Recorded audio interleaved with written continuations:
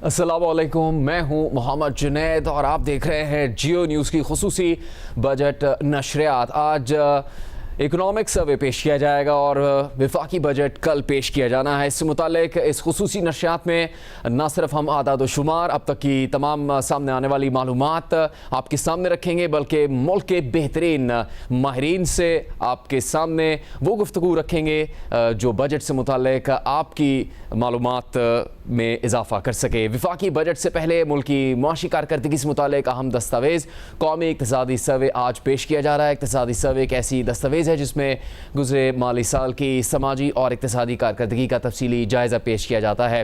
अब तक जो तफसील सामने आई इसके मुताबिक रवा माली साल ज़्यादातर माशी अहदाफ के असूल में कामयाबी हासिल नहीं हो सकी। GDP ग्रोथ 4.2% हदफ के मुकाबले में 3.7% तक महदूद रही। हम अपने मेहमानों का भी आपसे तारुफ करवाएंगे जो हमारी इस नशियात में शामिल हो रहे हैं। हमारे साथ मोहम्मद सुहेल, माशी तजियाकार, इस नशियात में अब शामिल हैं। शमसुल इस्लाम साहब ज़राई उमूर के माहिर हमारी इस नशियात का हिस्सा हैं। इब्राहिम अमीन जो कि फ्रीलांस एसोसिएशन IT एक्सपर्ट हमारे साथ इस नशियात में शामिल हो रहे हैं। अब्दुल अलीम साहब जनरल सेक्रेटरी हैं overseas chamber of commerce and industry के, और इसके अलावा मोहम्मद इरफान माशी तजियाकार हमारी इस नशियात में शामिल हैं। आप सब मेहमानों को बहुत बहुत खुशामदीद जियो न्यूज़ की इस खुसूसी बजट नशियात में। बहुत सी तवक्कुआत इस बजट के आने से पहले मौजूद हैं और बहुत से आदाद शुमार ऐसे भी आए हैं जिस पर पहले ही तजियाकार अपनी राय का इजहार करना शुरू हो चुके हैं। सुहेल साहब, सबसे पहले ये बताइएगा कि जो आज की मुलाकात है वज़ीर आज़म शहबाज शरीफ और वज़ीर ख़ज़ाना मोहम्मद औरंगज़ेब की, उन्होंने इकनॉमिक सर्वे की कॉपी वज़ीर आज़म को पेश की। अब इकनॉमिक सर्वे पेश किया जाना है आज कुछ घंटों में। जो दस्तावेज़ है उसके मुताबिक रवा माली साल के ज़्यादातर माशी अहदाफ हासिल नहीं हो सके हैं। किस नज़र से देखा जा सकता है इन आदाद शुमार को और उसके इस नतीजे को कि पिछले माली साल में क्या हुआ, उसकी बुनियाद पर क्या किसी बेहतरी की तवक्को हो सकती है अब आने वाले नए बजट से? बिस्मिल्लाहिर्रहमानिर्रहीम, बहुत बहुत शुक्रिया, thank you very much Junaid. मेरा ख्याल में देखें, अगर इकोनॉमिक सर्वे को हम देखें, नंबर्स तो काफ़ी हद तक सबको मालूम है, और हम तजिया करें तो पिछले साल हमें लग रहा था, हुकूमत का तो टारगेट 4.2% था, हमें लग रहा था कि हम 4% इकोनॉमी ग्रो कर सकती है। और उसके पीछे रीज़न ये था कि पिछले बजट में बहुत ज़्यादा टैक्सेस नहीं लगाए गए थे, इंटरेस्ट रेट कम किए गए थे, और हमें लग रहा था कि इंडस्ट्रियल सेक्टर में कुछ 4-5 सेक्टर में बेहतरी आ रही थी।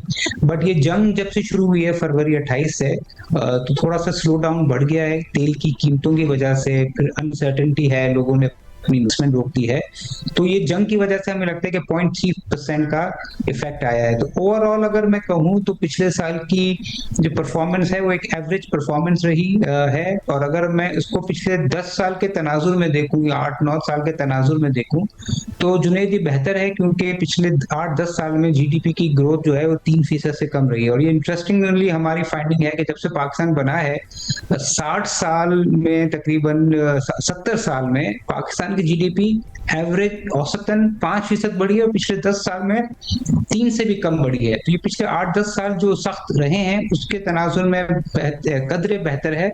मगर मेरे हिसाब से अगर ये जंग ना होती तो हम शायद 4% पे होते, और हुकूमत चूंकि अंडर IMF के प्रोग्राम के अंडर है और सख्तियां हैं, तो उसमें अगर 4% अगर हुकूमत कर लेती तो अच्छा होता। और आने वाले साल में भी हुकूमत को चैलेंज यही है कि IMF का प्रोग्राम आधा खत्म हो गया है, पूरा नहीं हुआ है, ईरान की जंग चल रही है, तेल की कीमतें ज्यादा हैं, तो अगले साल भी चैलेंज यही है कि इन सख्तियों में किसी तरीके से ऐसी पॉलिसीज और ऐसा बजट बनाया जाए कि कम से कम हम 4% अचीव कर सकें।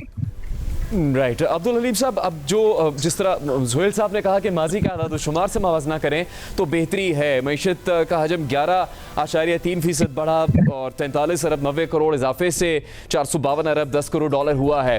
तो जो अहदाफ हासिल नहीं हो सके उसकी आप सबसे बड़ी वजह क्या समझते हैं? कौन सी ऐसी पॉलिसीज़ हैं, कौन से ऐसे इक़दाम हैं जहाँ पर गलतियाँ हुई और जिसकी वजह से अहदाफ हासिल नहीं हो सके? जब भी हम वज़ीर आज़म की गुफ्तगू सुनते हैं, हुकूमत के सरकर्दा रहनुमाओं की बात सुनते हैं, तो उनका बहुत ज़्यादा ज़ोर होता है कि पाकिस्तान को अपनी एक्सपोर्ट्स में इजाफा करना है अपनी मईशत को बेहतर करने के लिए। जैसा अभी सुहेल साहब ने कहा, लेटली जो इम्पैक्ट आया तो जाहिर है वॉर का आया है, लेकिन उससे पहले भी जो हमारी फर्स्ट हाफ में जो था उसमें हमने बहुत सारी चीजें गवर्नमेंट ने प्लान की थी आईएमएफ के प्रोग्राम में रहते हुए भी कि हम अपनी जो है टैक्स रेवेन्यू वगैरह बढ़ाएंगे, वो नहीं कर सके। इन्फ्लेशन जो है वो कंट्रोल में नहीं रहा है, उसको बढ़ना शुरू हुआ है, इसीलिए इंटरेस्ट रेट्स भी बढ़े।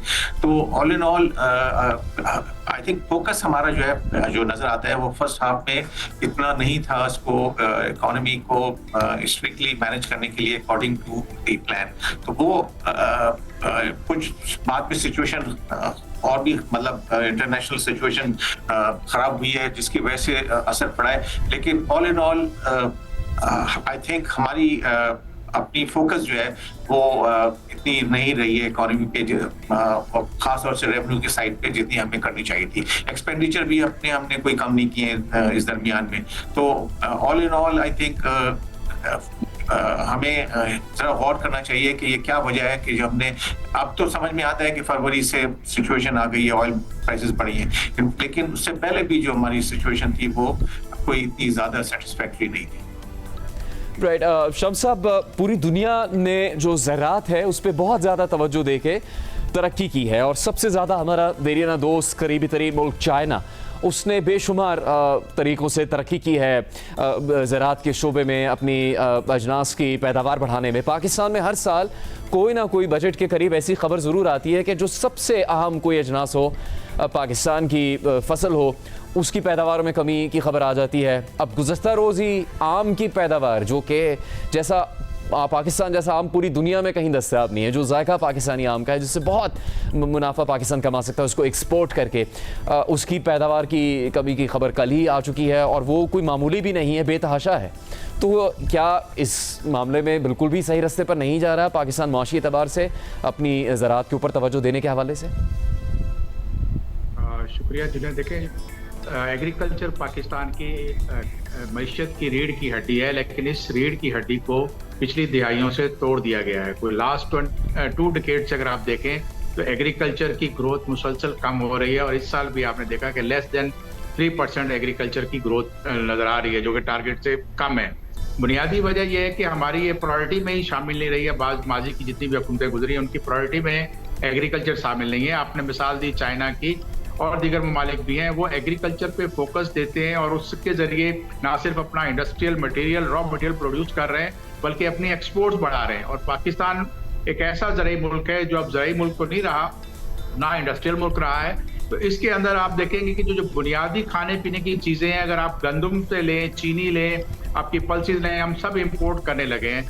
हुकूमत को इस सेक्टर की तरफ तवज्जो देनी होगी, बहुत ज़्यादा अहमियत देनी होगी, क्योंकि यहाँ पर आपकी अगर 2 डिकेड से मैं देख रहा हूँ कि आपकी एग्रीकल्चर लैंड में मुसलसल कमी आ रही है, जबकि चाइना अपनी एग्रीकल्चर लैंड में इजाफा कर रहा है, इंडिया अपनी एग्रीकल्चर लैंड में इजाफा कर रहा है। इंडिया 86% अपनी एग्रीकल्चर को सब्सिडाइज कर रहा है। ऐसे माहौल में अगर आप ये तवक्को रखें कि पाकिस्तान का किसान जो है वो आउट ऑफ द बॉक्स कोई अलादीन का लैंप ला के अपनी फसल को बढ़ा लेगा, तो ऐसा नहीं है, क्योंकि उसकी कॉस्ट मुसलसल बढ़ रही है।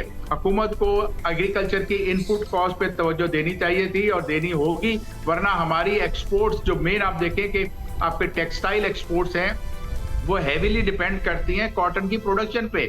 वो 12-13 मिलियन की प्रोडक्शन से कम होके अगर 5 मिलियन बेस पे आ जाती है, तो ये शम्स साहब, आपकी हमारी गुफ्तगू जारी रहेगी एक बहुत ही मुख्तसर ब्रेक के बाद।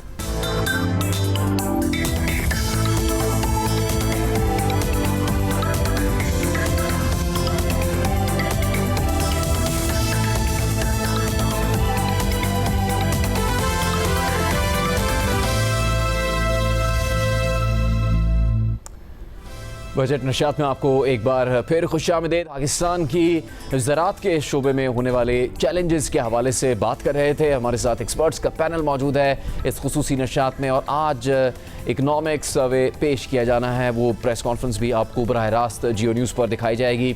और हमारे साथ जो मेहमानान गिरामी शामिल हैं, मोहम्मद सुहेल साहब, जो अब तक तफसील सामने आई है, क्या जिन अवामिल का जिक्र किया जा रहा है कि जंग के हालात पैदा हुए जो कि इस बरस के इब्तिदा में पैदा हुए, और फिर पिछले बरस पाकिस्तान और भारत के दरमियान तनाज़ा था जिसकी सूरत हाल जारी रही, क्या ये वाज़ेह है कि इन मुश्किलात के साथ भी चलते हुए हमें किस तरह से अपनी जो मुआशी अहदाफ हैं उनको हासिल करने की कोशिश करनी है। ख़ासतौर पर जो FBR से मुतालिक इस्लाहात का बहुत ज़्यादा जिक्र किया जाता है वफाकी हुकूमत की जानिब से, उनमें आपको लगता है कि कोई कामयाबी हासिल हो सकी अब तक?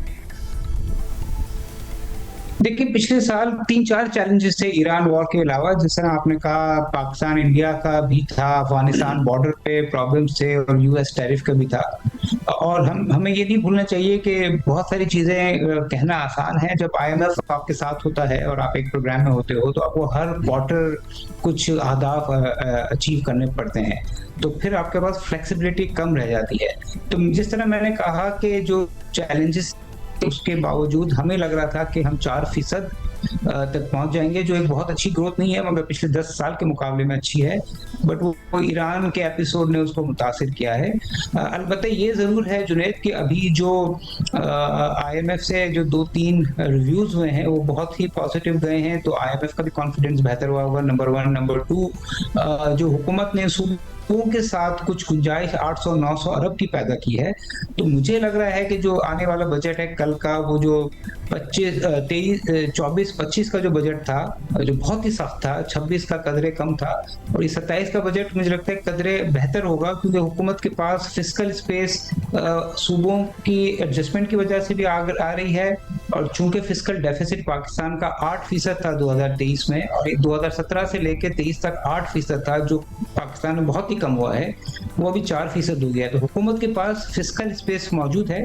तो मैं तो थोड़ा उम्मीद हूँ कि शायद कल का बजट इतना ज्यादा एक्सपेंशनरी तो नहीं होगा, मगर उसमें कहीं ना कहीं कुछ ना कुछ बेनिफिट्स दिए जाएंगे, जिसकी बातें भी चल रही हैं। सुपर टैक्स की भी बातें हैं, कुछ कंस्ट्रक्शन सेक्टर से भी रिलेटेड है। बट हम ये एक्सपेक्ट नहीं करना चाहिए कि हमारी GDP 5-6% बढ़ेगी। मुझे लगता है कि ईरान के हालात को देखते हुए और जो हुकूमत के पास लिमिटेड फिस्कल स्पेस है, अगर हम 4% भी हो जाए अगले साल, तो वो एक रीजनेबल ग्रोथ होगी। तो मुझे लग रहा है कि शायद हुकूमत के पास फिस्कल स्पेस है कुछ मराहत देने की कल बजट में।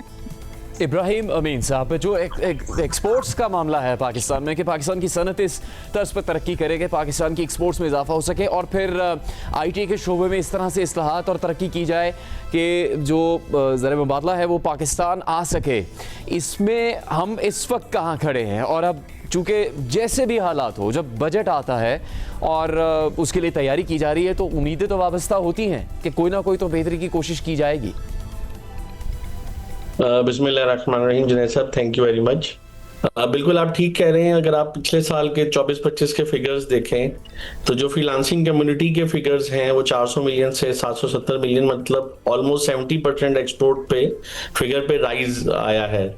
और उसी हिसाब से इस साल इंशाल्लाह फ्रीलांसिंग कम्युनिटी जो है, जो IT एक्सपोर्ट है, वो $1 बिलियन फ्रीलांसिंग कम्युनिटी एक्सपोर्ट करेगी, फिगर अचीव करेगी इंशाल्लाह। और $3.8 बिलियन की एक्सपोर्ट IT ने ऑलरेडी कर ली है। इसमें जो 0.25% का IT एक्सपोर्टर्स के लिए जो रिजीम है वो 30 जून को एक्सपायर हो रहा है। वो अगर एक्सटेंड करने की हमने रिक्वेस्ट की है, बहुत सारी मीटिंग्स की हैं गवर्नमेंट ऑफ पाकिस्तान से, FBR से, मिनिस्टर IT साहिबा से। अगर ये ख़त्म हो गया और ये कंटिन्यू ना हुआ तो ये एक बहुत बड़ा डेंट लगेगा हमारी IT एक्सपोर्ट पे और फ्रीलांसिंग की एक्सपोर्ट। जी राइट। तो क्या आपको कोई उम्मीद है, बेहतरी की तवक्को है कि इस बजट के साथ हुकूमत ऐसे इक़दाम जो माजी में अगर उनका ऐलान कर सकी या अमल नहीं किया, अब करेंगे तो उससे बेहतरी आ सकती है IT के शोबे में और पाकिस्तान की IT एक्सपोर्ट्स बेहतर हो सकती हैं, डॉलर पाकिस्तान से जाने के बजाय पाकिस्तान को अदायगियाँ हो सकती हैं और पैसा पाकिस्तान आ सकता है?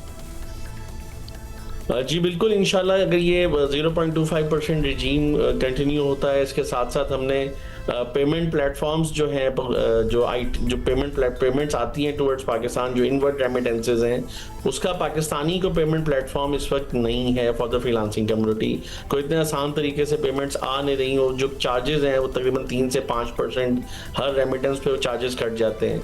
तो उसके ऊपर गवर्नमेंट ऑफ पाकिस्तान से हमने रिक्वेस्ट की है कि वो उसका कोई सोल्यूशन ढूंढें, उसके ऊपर को पाकिस्तानी पेमेंट प्लेटफॉर्म को इनेबल करें। इसी तरह जो IT के जो फ्रीलांसर्स हैं और जो IT स्किल्ड वर्कर्स हैं, उनकी उनकी ट्रेनिंग, उनको टेंजिबल आउटकम को उनको दिए। उनकी ट्रेनिंग्स के ऊपर तो अरबों अरबों अरबों रुपए खर्च किए जा रहे हैं, बट कोई टेंजिबल आउटकम के ऊपर कोई मैकेनिज्म नहीं अभी तक डिफाइन किया हुआ। कोई टेंजिबल आउटकम को देख नहीं रहे कि अरबों रुपए का टेंजिबल आउटकम क्या है, कितने लोग इससे ट्रेन होके कितना कमाना शुरू कर दिया है। वो अभी कोई ऐसा इंफ्रास्ट्रक्चर कोई रिजीम नहीं है। तो वो हम गवर्नमेंट ऑफ पाकिस्तान से हमने रिक्वेस्ट की है, खासतौर मिनिस्टर आईटी से, कि इसके ऊपर कोई देखें, इसका कोई प्लेटफॉर्म बनाएं, इसका कोई फ्रेमवर्क बनाएं, ताकि पूरे पाकिस्तान में जितने भी आईटी स्किल वर्कर्स हैं उनकी हैंड होल्डिंग हो सके।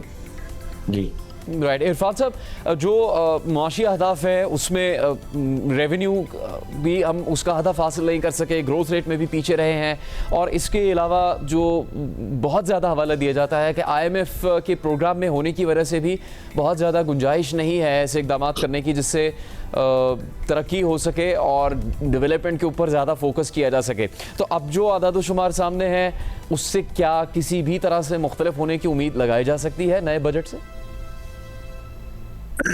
नए बजट में गवर्नमेंट कोशिश तो कर रही है अपना रेवेन्यू बढ़ाने के लिए, और पहली दफ़ा जो रिटेलर्स हैं, टीयर 1 रिटेलर्स हैं, जिनकी एनुअल सालाना टर्नओवर 20 करोड़ रुपए है, उनको मतलब फिक्स टैक्स आयद किया गया है।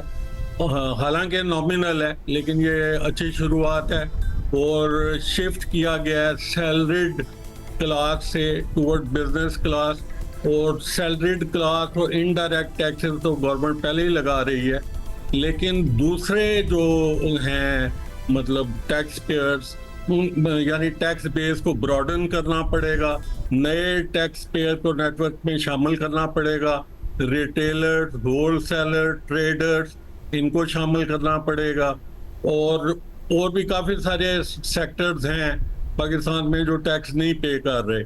जो रियल स्टेट सेक्टर है इससे मतलब हासिल किया जा सकता है। गोल्ड सेक्टर हैं, गोल्ड शॉप्स हैं, इनको टैक्स नेट में लाया जा सकता है, इनकी डॉक्यूमेंटेशन हो सकती है, सेल परचेज डॉक्यूमेंट होनी चाहिए।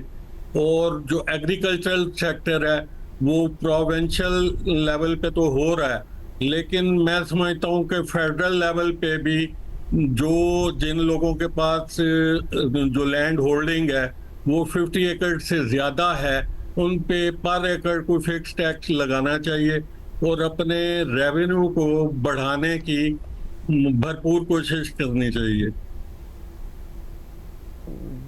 ठीक है।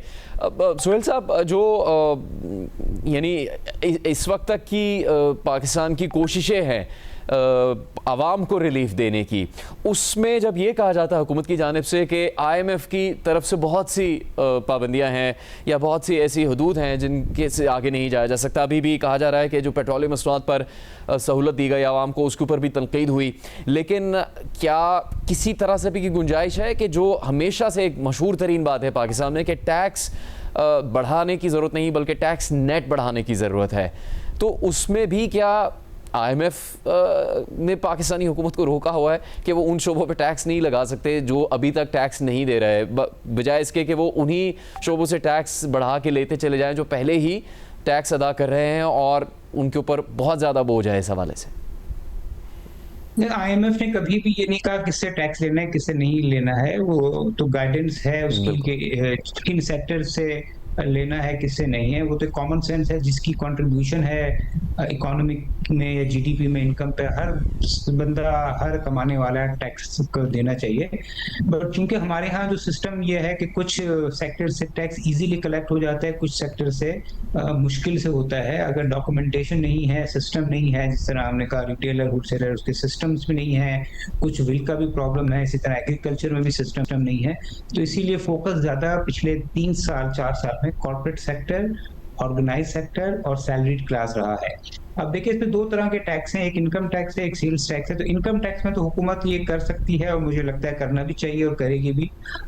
जो 50,000 रुपए पे टैक्स नहीं है पर मंथ, 6 लाख तक एग्जम्पशन है, उसकी लिमिट को भी बढ़ाया जा सकता है। दूसरा ये कि जो 2 लाख रुपए तक है या 3 लाख तक है, जिसको हम इतनी महंगाई हो गई है कि 3 लाख को भी हम लो मिडिल क्लास में ही लेते हैं, तो poor class, low middle class, इनको कम किया जाए।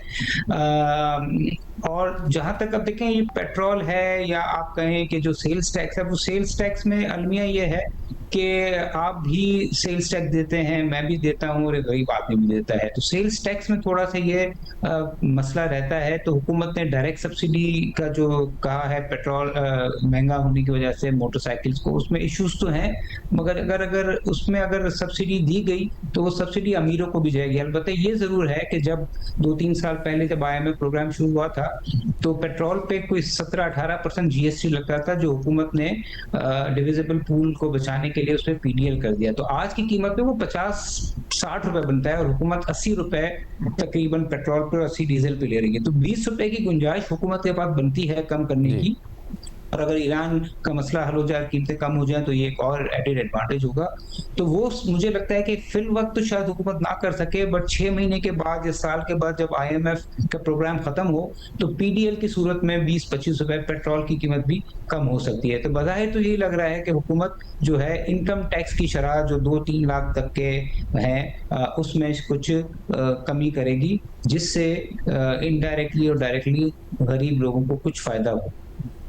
राइट शाम साहब, आपकी बात उससे मुकम्मल ना हो पाई। जो ऐसी फसलें हैं पाकिस्तान में जिनके बारे में ये यकीन होता है कि उनसे पाकिस्तान बहुत ज़्यादा ज़र मुबादला कमा सकता है, उसमें तनज़ुली की बड़ी वजह क्या है? आपने गंदम का जिक्र किया, कपास की बात हुई, दीगर आम फसलों की बात हुई, आम का मैंने जिक्र किया कि उसकी 4 लाख टन पैदावार कम हो चुकी है।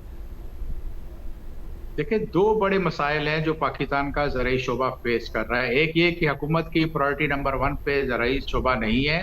ज़राअत ठीक होगी तो पाकिस्तान का जो सनती जो तरक्की आपकी जो नीचे जा रही है वो बेहतर हो जाएगी, क्योंकि जब तक आपका इंडिजिनस लोकल मुकामी रॉ मटेरियल इंडस्ट्रीज को मिलता है, आपकी इंडस्ट्रीज इंटरनेशनल मार्केट में कम्पीट कर सकती हैं। लेकिन अगर हम इम्पोर्टेड रॉ मटेरियल मंगा के, टेक्सटाइल के लिए कॉटन मंगा के या यार्न मंगा के हम एक्सपोर्ट करना चाहेंगे तो हमारी एनर्जी कॉस्ट ज्यादा है, यहाँ पर इंटरेस्ट कॉस्ट ज्यादा है, तो वो कम्पीट नहीं कर पाती। पाकिस्तान की 2 बड़ी एक्सपोर्ट्स जो है वो एग्रीकल्चर से मुतालिक है, जो आपका टेक्सटाइल के लिए, और उसके बाद राइस जो बड़ा, जो अब राइस के ऊपर बहुत ज्यादा डिक्लाइन आ चुका है और एक तरह के नोज डाइव हो चुकी है। उसकी बुनियादी वजह यही कि रिसर्च के अदारे, 250 अदारे जो है उन्होंने काम करना छोड़ दिया है। उनको ग्रिल करने की जरूरत है। प्राइम मिनिस्टर साहब को खसूसी दिलचस्पी लेनी होगी, क्योंकि ये शोबा है तो आपका ग़िज़ाई जो फूड सिक्योरिटी है वो इंश्योर होती है। ये शोबा अगर परफॉर्म करता है तो आपकी सनती तरक्की बेहतर होती है। ये शोबा अगर परफॉर्म करता है तो आपकी एक्सपोर्ट बेहतर होती है। लेकिन इसको अगर आप इग्नोर करेंगे और आपने जो एक नया एक आपकी इकोनॉमी के अंदर एक डच डिजीज बन गई है, जिसका एक नया एक वर्जन आ गया है, एक यूनिक वर्जन, वो ये कि हम पाकिस्तान में इनफ्लोज को एक्सपोर्ट के जरिए नहीं बढ़ा रहे, बल्कि ओवरसीज रेमिटेंसेस हमारे पास आ रही हैं, जिसने आपके स्टेट बैंक उसके अंदर एक भारी मिकदार में इंसेंटिव देकर रुपए को स्टेबल करके रखा हुआ है और आपकी एक्सपोर्ट्स की जो कॉस्ट है उस स्टेबल रुपए की वजह से ज्यादा हो जाती है, जिस वजह से आप एक्सपोर्ट नहीं कर सकते। आपकी देखिए, पहले 4 मेजर क्रॉप हुआ करती थी, अब 5 मेजर क्रॉप हुई, लेकिन उनमें एक छोटी क्रॉप की बताता हूं आपको कि जवार जैसी क्रॉप को आपने इंपोर्ट किया। तो इसका मतलब है कि पाकिस्तान का ज़राई शुबा बुरी तरह से नेग्लेक्ट हो रहा है, ना सिर्फ इंसानों की ग़िज़ा के लिए बल्कि एनिमल फूड के लिए, पोल्ट्री फीड के लिए भी हमें इंपोर्ट करनी पड़ी। ज्वार, सोरगम जो आपने हालिया दिनों में देखी थी कि वेसल्स पाकिस्तान में आई। इसी तरह से दालों की इंपोर्ट्स को अगर आप लें तो दालें और आपकी एडिबल ऑयल की इंपोर्ट, ये दोनों चीजें आप ज़राअत से हासिल कर सकते थे, लेकिन आपने अपनी दोनों चीजों को इंपोर्ट के ऊपर छोड़ दिया है कि आप अगर वहां से इंपोर्ट कर लें और लोकल मार्केट को इंपोर्टेड अजनास से, इंपोर्टेड दालों से भर देंगे तो ग्रोअर कभी भी काश्त नहीं करेगा। पॉलिसी का एक फेलियर है, फ्लॉड पॉलिसी है कि जिस वक्त पे चने की पैदावार पाकिस्तान में लगाने के लिए किसान सोच रहा होता है दिसंबर में, उसी टाइम पे गैर मुल्की चना पाकिस्तान में आना शुरू हो जाता है। अलीम साहब, ये जो ओवरसीज़ चैम्बर ऑफ कॉमर्स का मौक़िफ़ इससे मुताल्लिक़ क्या है? पिछले कई सालों में हमने देखा कि ओवरसीज़ जो पाकिस्तानी, उन्होंने पाकिस्तान में आके प्रोजेक्ट शुरू किए, इन्वेस्ट भी किया। क्या ये रुझान बढ़ता हुआ नज़र आ रहा है? मुमकिन है इन हालात में, या जिस तरह के आदाद-ओ-शुमार है, जिस तरह के माशी हालात हैं पाकिस्तान को, या जिन चैलेंजेस का सामना है, उसमें ये मुश्किल हो सकता है कि मज़ीद यहाँ पर सरमायाकारी हो गैर मुल्की कंपनीज़ की जानिब से और ओवरसीज़ पाकिस्तानियों की जानिब से भी? जी, देखिए जुनेद साहब, बात यह है कि मैं जिस चैम्बर को रिप्रेजेंट करता हूँ, overseas investor chamber of commerce, ये पाकिस्तान की जो बड़ी 200 फॉरेन कंपनीज हैं, उनका ये चैम्बर है, और ये कोई 30 ममालिक से आती हैं। पाकिस्तान का 1/3 जो टैक्स है वो हमारे मेंबर्स देते हैं। तो ये बड़ी कंपनियां हैं, और ये कोई 100 साल से यहाँ 150 साल से यहाँ है, तो ये यहाँ एंट्रेंच है और ऑब्वियसली इस मुल्क में बिजनेस कर रहे हैं और ग्रो भी कर रहे हैं। और काफी कुछ कंपनियां आपने देखा होगा, बड़ी कंपनियां गई भी हैं। जहां तक आपने कॉल की बात की, ऑब्वियसली इनका बड़ा मेजर कंट्रीब्यूशन है। हमारा जो टैक्स कंट्रीब्यूशन है, कोई रफली हम 10 बिलियन एवरी डे हम देते हैं, और हम इसमें पाकिस्तान के अगर आप टॉप 10 टैक्स पेयर्स लें तो वो उसमें से 80% हमारे मेंबर्स होते हैं। तो ये हमारा फुटप्रिंट यहाँ पर है। उसमें जो चीज जिस तरफ आपने इशारा किया है वो ये है कि देखिए, इन्वेस्टमेंट का माहौल अगर बनेगा, और जब तक पाकिस्तानी इन्वेस्ट ही करेंगे, फॉरेन इन्वेस्टर कहाँ से इन्वेस्ट करेगा? तो ये ओवरऑल माहौल की बात है। आजकल हालात थोड़े से जरा डिफिकल्ट हो गए, लेकिन अपॉर्चुनिटी है। हम चूंकि इस वक्त बात कर रहे हैं टैक्स रेवेन्यू की और गवर्नमेंट के आदाब की, तो उसमें हमारा जो इम्प्रेशन है, हम सर्वे बहुत कराते हैं अपने मेंबर से। तो हमने जो 2025 में जो सर्वे कराया था, परसेप्शन सर्वे, उसमें कोई 79% जो हमारे मेंबर्स हैं, उनका कहना ये था कि गवर्नमेंट टैक्स ब्रॉडनिंग के ऊपर इतनी सीरियस नहीं है। वो उसने मेजर्स अनाउंस किए हैं, लेकिन उस पर एक्शन नहीं लिया है। तो उसकी वजह से प्रेशर जो है वो ऑर्गेनाइज सेक्टर पे बहुत पड़ता है। लेकिन उम्मीद ये है कि गोइंग फॉरवर्ड, आई थिंक, जैसे अपने सोहेल साहब ने भी कहा और लोगों ने भी कहा, कि आप किसी एक सेक्टर पे सारा फोकस नहीं डाल सकते हैं। सर्विसेज सेक्टर में बहुत अपॉर्चुनिटी है, रिटेल सेक्टर पे इन्होंने बहुत इग्नोर किया है, बहुत लेट एक्शन लिया है। लास्ट ईयर भी इन्होंने ताजी दोस्त स्कीम बनाई थी, वो चली नहीं। इसलिए अभी भी जो नई स्कीम बनाई है, अच्छी है या बुरी है, आई थिंक इसका टेस्ट आ जाएगा with in 2-3 months after the budget. अगर इन्होंने उसमें वक्त इंप्लीमेंट नहीं किया तो ये फिर आगे इंप्लीमेंट नहीं होगी। और अब ये लिमिट पोजीशन ये हो गई है कि ऑर्गेनाइज सेक्टर हो, चाहे वो फॉरेन इन्वेस्टर्स हो या लोकल इन्वेस्टर्स हो, वो एक हद तक ये टैक्स की जिम्मेदारी बर्दाश्त करेंगे। एक सारे सेक्टर्स को, जैसे सर्विसेज सेक्टर्स हैं, उसको भी अपना पोर्शन अपना देना चाहिए। और उससे ज्यादा जो जरूरी है, जिसकी तरफ ये फॉरेन इन्वेस्टर्स कहते हैं, कि वो आपको एक माहौल ऐसा बनाना चाहिए, एनफोर्समेंट पे आजकल आप टैक्स लेते हैं, आपको ब्रॉडनिंग द टैक्स बेस करना चाहिए, सबसे टैक्स लें। और यानी इतने सारे सेक्टर्स हैं, जो रिटेल का आपने जिक्र किया, एग्रीकल्चर एग्जेम्प्ट है, और कुछ अभी आपके सजेशन आए इसमें, लेकिन हमें एग्रीकल्चर से ज्यादा सर्विसेज, ट्रेड और जो मुख्तलिफ और जो मैन्युफैक्चरिंग सेक्टर्स हैं, उसके ऊपर जोर देना चाहिए। Very right. सुहेल साहब, जो इंपोर्ट और एक्सपोर्ट का बैलेंस या इम्बैलेंस कह रहे हैं पाकिस्तान में, सबसे ज़्यादा जो ज़ोर होता है वो है कि एक्सपोर्ट्स बढ़ानी है पाकिस्तान को, लेकिन आखिरकार जब नताइज देखते हैं तो एक्सपोर्ट्स बहुत ज़्यादा नहीं बढ़ी होती, पर इम्पोर्ट्स बहुत बढ़ गई होती हैं। देखिए, ये अलमिया पाकिस्तान का बहुत अरसे से है, और यही अलमिया जो है वो फिर करंट अकाउंट डेफिसिट होता है और क्राइसिस बनता है। मगर अभी एक ट्रेंड हमने देखा है पिछले कोई 7-8 साल से, खासतौर से 3-4 साल से, वो है सर्विसेज एक्सपोर्ट्स, खास तौर से ड्रिवन बाय आईटी। अभी कोई 11-12 बिलियन डॉलर हो गई है। तो मेरे ख्याल में दुनिया भी बदल रही है, और एआई भी आ रहा है। तो आई थिंक हुकूमत को जो ज्यादा फोकस आईटी सेक्टर पर भी करना चाहिए, जहाँ पे ग्रोथ भी अच्छी है, और जहाँ पे शायद इतने मसले मसाइल बिजली का या टैक्स का या लेबर का वो नहीं है। जहाँ तक हमारा एक्सपोर्ट्स का शोबा है, सबसे बड़ा जो टेक्सटाइल है। अब टेक्सटाइल के साथ दो अलमिए हुए, एक तो ये कि 75 साल टैक्स माफ रखा गया, 3-4 साल पहले उन पे इनकम टैक्स लगाया गया, तो वो उनके लिए एक बोझ रहा। दूसरा कि जो बिजली की कीमतें हैं वो कंपेटिटिव नहीं है बांग्लादेश, वियतनाम, इंडिया से। तो वो एक अलमिया है। तो ये चैलेंजेस शॉर्ट टर्म में तो रहेंगे, मगर अगर हुकूमत कल बजट में सुपर टैक्स कुछ कम करने जा रही है तो वहां से कुछ टेक्सटाइल को बेनिफिट मिलेगा, और अगर इकोनॉमी 4% से ज्यादा अगले साल ग्रो होती है तो हम उम्मीद करेंगे कि शायद जो बिजली के रेट हैं वो फिक्स्ड चार्जेस कम होने की वजह से कम होंगे, तो शायद उसका कंपटीशन बढ़ जाए। मगर वहाँ चैलेंजेस रहेंगे जो दुनिया भर में हालात हैं। तो मेरे ख्याल में एक्सपोर्ट्स का चैलेंज बरकरार रहेगा, मां सिवाय आईटी सेक्टर के, सर्विस सेक्टर के। जहां तक इंपोर्ट की बात है, आप देखिए इंपोर्ट में तो काफी हद तक 2-3 साल में करेंसी डिवैल्यूएशन की वजह से इंपोर्ट्स अंडर कंट्रोल थी, मगर पिछले 4 माह से पेट्रोल और डीजल और क्रूड ऑयल का बिल जो है वो मुतासिर कर रहा है। मगर इसके बावजूद जो है करंट अकाउंट डेफिसिट है वो अंडर कंट्रोल है, करेंसी अंडर कंट्रोल है। मेरे ख्याल में फोकस यही होना चाहिए कि जो की सेक्टर्स हैं, आईटी, टेक्सटाइल, उनके जो इश्यूज हैं उसको एड्रेस किया जाए, तो शायद हम अगले 2-3 साल में डबल डिजिट ग्रोथ हासिल कर सकें। जियो न्यूज़ पर ये खुसूसी बजट नशियात जारी रहेगी। आज इक्तिसादी सर्वे पेश किया जाना है, इससे मुतालिक माहिरीन से बात हो रही है जियो न्यूज़ की इस नशियात में, और इस गुफ्तगू का जारी रहेगा ब्रेक के बाद।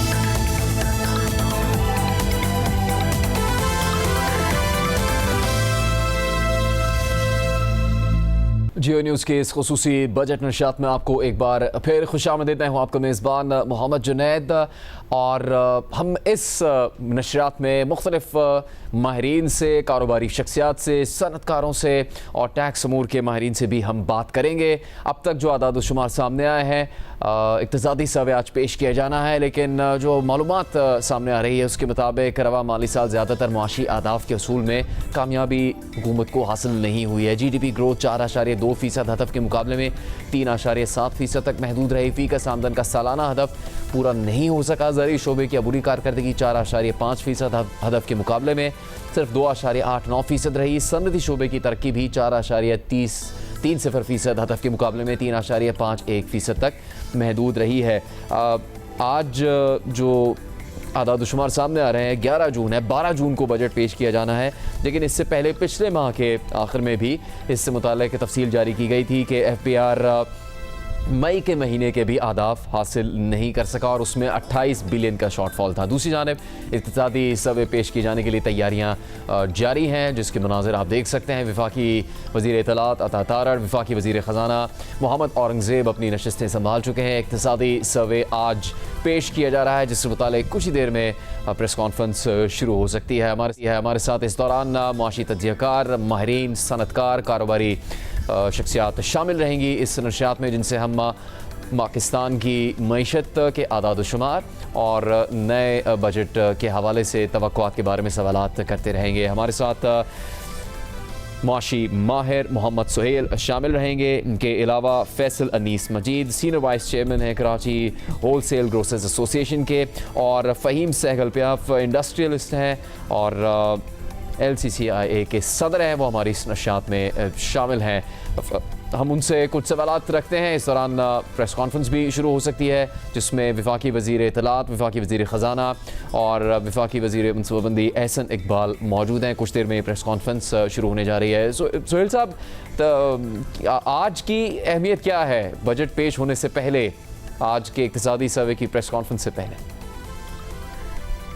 देखिए, अहमियत ये है कि हुकूमत जो आर्गूमेंट देगी कि अहदाफ हासिल क्यों नहीं हुए, और हुकूमत ये बताएगी कि पिछले साल के मुकाबले में अगर कोई बेहतरी आई है तो क्यों आई है, उसी की सिग्निफिकेंस है। क्योंकि नंबर्स तो अभी हर क्वार्टरली आ रहे हैं। GDP का नंबर जो है हर क्वार्टर आता है, और बहुत सारे और भी नंबर्स हैं जो हर क्वार्टर आते हैं। तो मेरे ख्याल में आज की प्रेस कॉन्फ्रेंस से 2 चीज़ें पता चलेगी कि हुकूमत उसका व्यू क्या है, कि क्या ये हुकूमत की कोई पॉलिसीज़ की वजह से जो टारगेट से थोड़ा सा कम GDP रही है, या कोई एक्सटर्नल फैक्टर्स हैं या कोई आईएमएफ का प्रेशर है। दूसरी जानिब उनकी बॉडी लैंग्वेज से और उनके आर्गुमेंट से और उनके बयानात से हमें ये भी इंडिकेशन मिलेगी कि कल का बजट कैसे होने जा रहा है, क्योंकि हम पहले सेशन में बात कर रहे थे कि हुकूमत को फिस्कल स्पेस नहीं मिल रही थी आज 3-4 साल से। इस दफ़ा फिस्कल स्पेस मिल रही है और कुछ उम्मीद है टैक्सेशन में कमी की और कुछ बेनिफिट्स की।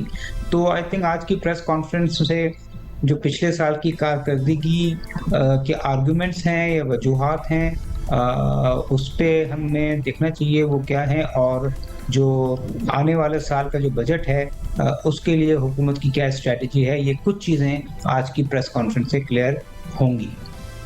राइट फहीम सहगल साहब, जो इस वक्त तक मालूमात सामने आ रही है उसमें जगह जगह हुकूमत के अपनी दस्तावेज़ात और आदत-ओ-शुमार इस बात का एतराफ़ कर रहे हैं कि बहुत सी माशी नाकामियाँ हैं सामने। पाकिस्तान ने बैनुल-अक़वामी महाज पर बहुत कामयाबी हासिल की, सफ़ारतकारी में और बैनुल-अक़वामी ताल्लुकात में बहुत ज़्यादा दिफाई तौर पर पाकिस्तान ने कामयाबी हासिल की, लेकिन मुआशी तौर पर जो अहदाफ मुकर्रर किए गए थे उनको पाकिस्तान हासिल नहीं कर सका है। तो अभी आपकी यानी एक कारोबारी शख्सियत की हैसियत से और क्या कोई तवक्को है कि इस बजट में उन चीज़ों को बेहतर करने की कोशिश की जा सकती होगी? जी बहुत शुक्रिया जुनैद साहब, आपने हमें प्रोग्राम में लिया। और मैं सबसे पहले तो ये मेंशन करूंगा कि अभी आपको पता है कि जो नई ये सर्वे रिपोर्ट पेश होने जा रही है, अप्रोक्सीमेटली 81 ट्रिलियन जो है ना इस वक्त हमारा जो डेट्स हैं वो यहाँ तक चले गए हैं। और मुझे नहीं पता, समझ नहीं आती कि इतने जो कर्जे लिए गए हैं इनको खर्च अवाम हमसे भी पूछते हैं कि यार हमारा मुल्क इतना बड़ा जो मकरूज हो गया तो लगे कहाँ। आप अंदाज़ा लगाएं कि जितने भी ये कर्जे लिए गए हैं इनमें कोई 55 जो ट्रिलियन है ये तो आपके लोकल डेट्स हैं, और इंटरनेशनल अगर देखा जाए तो ये 23 ट्रिलियन की ये रकम बनती है। तो मैं ये समझता हूँ कि आम आदमी वो उसको ये इन अहदाफ का या इन ये जो इक्तिसादी वो तो कहते हैं ये कि ये कैलकुलेशंस का या इसका एक गोरख धंधा है। हमें ये बताएं कि हमें रिलीफ कैसे मिलेगा। तो अक्सर ये बात होती है और हम ये भी सुनने में आते हैं कि ये बजट अवाम दोस्त होगा या नहीं होगा। बिजनेसमैन कह रहे होते हैं कि बिजनेस फ्रेंडली होना चाहिए। तो मेरा मानना ये है कि ये अगर बिजनेस फ्रेंडली हो जाएगा ये बजट तो अल्टीमेटली ये पब्लिक फ्रेंडली हो जाएगा। रीजन बिहाइंड कि जब आप कॉस्ट, बिजनेसमैन बात करता है कॉस्ट ऑफ डूइंग बिजनेस कम करें ताकि हम अपनी एक्सपोर्ट बढ़ा सकें, और अपनी जो लोकलाइजेशन है, local product cost of doing business कम होगी तो हमारे अवाम को अल्टीमेटली उसका सारिफ को, एंड यूजर को उसका यानी प्राइस अगर सस्ती मिलेगी तो फायदा ये तब आपको मिलना है, यानी आपके अवाम को। तो जितने भी ये सारे इक्तिसादी सर्वे हैं इनमें मुझे बताएं जितने हमने कर्ज लिए है, इसमें कितने हमने हॉस्पिटल्स बनाए, कितने हमने कॉलेजेस और यूनिवर्सिटी बनाए, कितने वोकेशनल ट्रेनिंग सेंटर बनाए। हमें ये चाहिए कि इस वक्त मुल्क में एक्सपोर्ट इमरजेंसी नाफिज करें। हमें इस वक्त जो करने वाले काम है वो अपने मुल्क में जो वोकेशनल ट्रेनिंग की वो इमरजेंसी नाफिज की जाए। हमें IMF की ये बैसाखियों से छुटकारा हासिल करने के लिए अपने ये जो अहदाफ अब तक आप हासिल नहीं कर पाए अपने मुल्क की माशी तरक्की के लिए, आप इसको अपने यानी जब तक अपने पाँव पे नहीं खड़ा कर सकेंगे, जो आपने इतना बड़ा सियासी और दुनिया में एक जो मार्का मारा है अल्हम्दुलिल्लाह लास्ट 25 में मई से ऑनवर्ड अब तक, ये पाकिस्तान की जो अहमियत पूरी दुनिया में सामने आई है, इसको अगर हम आप मुआशी तरक्की, मैं समझता हूँ कि हमने एक सियासी तौर पे और दुनिया में एक बहुत बड़े यानी जंग लड़के अपना जुग्राफियाई लिहाज से तो अपने मुल्क को बहुत मजबूत कर दिया है, यानी महफूज भी कर लिया। लेकिन जब तक हम अपने मुल्क को माशी तौर पे मजबूत नहीं करेंगे, इन रियल सेंस अपने मुल्क मजबूत नहीं कर पाएंगे, क्योंकि मेरा मानना ये है कि जो मुल्क माशी